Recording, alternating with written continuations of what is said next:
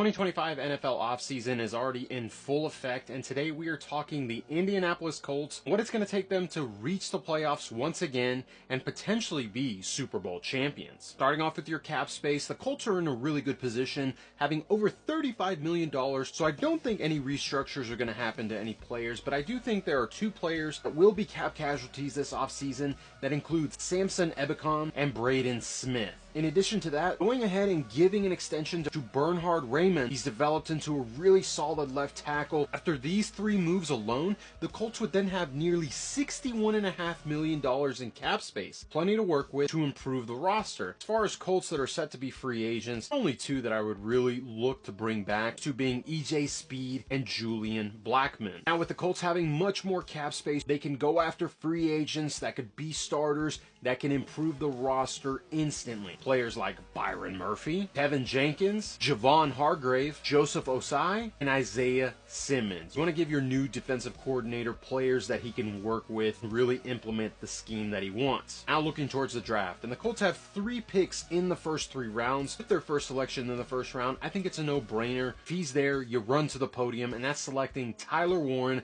tight end out of Penn State. This guy is a stud. He is a freak athlete, a complete weapon that Shane Steichen can implement in day one. In the second round, you are investing in the trenches by selecting Ariante Ursary out of Minnesota, an offensive tackle that can play guard, but I think he can play offensive tackle, that right tackle, and be a day one starter. And in the third round, you are getting a developmental player, someone that can rotate as an edge defender, and I'm talking about Wandarius Robinson, edge rusher out of Alabama. He has the size, he has the traits that you want, an excellent first step.